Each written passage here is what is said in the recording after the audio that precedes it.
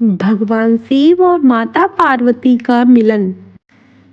भगवान शिव और माता पार्वती का विवाह एक दिव्य कथा है जिसमें भक्ति, तपस्या, प्रेम और समर्पण का अद्भुत संदेश छिपा है।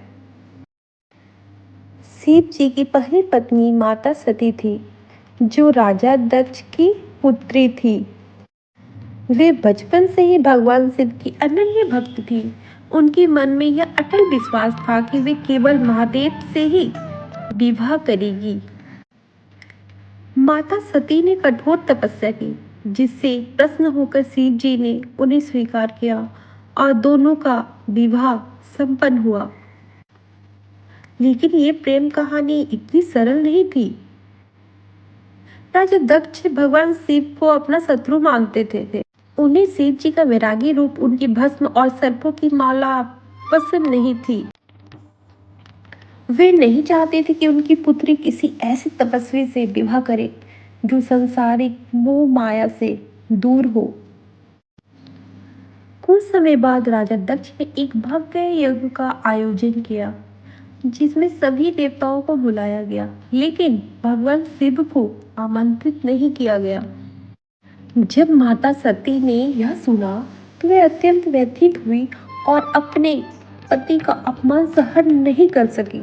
बिना निमंत्रण के ही यज्ञ में पहुंची। यज्ञ स्थल पर राजा दक्ष ने भगवान शिव के लिए कठोर शब्द कहे। यह माता सती के लिए असहनीय था। उन्होंने वही योग शक्ति से अपने प्राण त्याग दिए।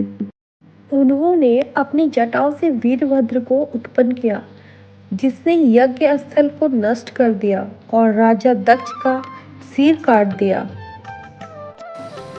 इसके बाद भगवान शिव ने माता सती के पार्थिव शरीर को उठाया और विलाप करने लगी।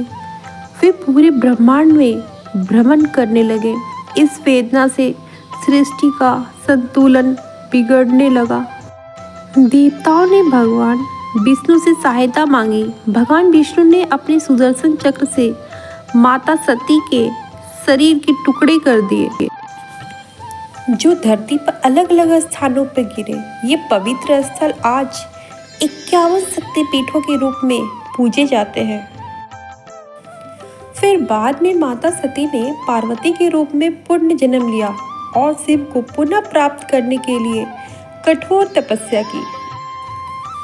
पार्वती का जन्म और शिव के प्रति प्रेम।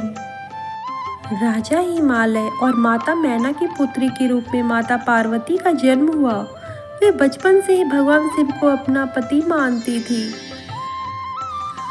और उनके प्रति अनन्य प्रेम रखती थी। लेकिन भगवान शिव गहरे ध्यान में लीन थे और संसार से विरक्त हो चुके थे।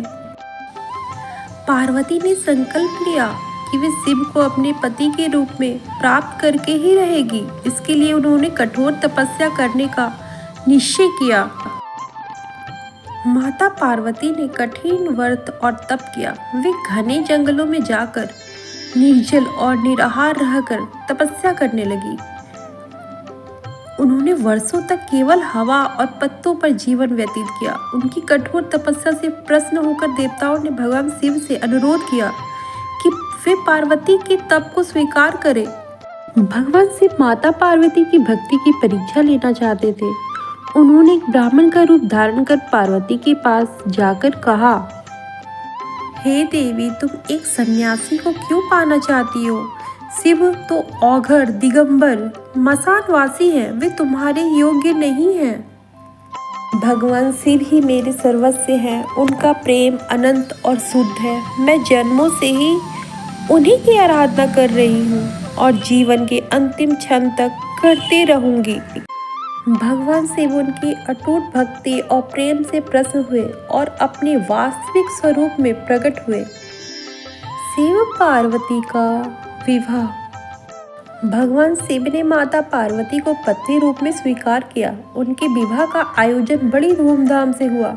जब भगवान शिव अपनी बारात लेकर आए तो उनके साथ भूत, पिशाच, नाग और अघोरी थे।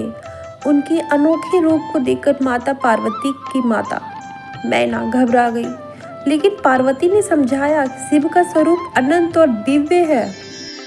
देवताओं और ऋषियों की उपस्थिति में दोनों का विवाह संपन्न हुआ और सृष्टि को फिर से शिव शक्ति का आशीर्वाद प्राप्त हुआ। शिव और पार्वती का मिलन केवल प्रेम की कहानी नहीं, बल्कि यह सिखाता है कि सच्चे प्रेम में समर्पण, धैर्य, तपस्या का विशेष महत्व होता है। जो प्रेम सच्चा होता है वह हर कठिनाइयों को पार कर अपने लक्ष्य तक पहुंचता है।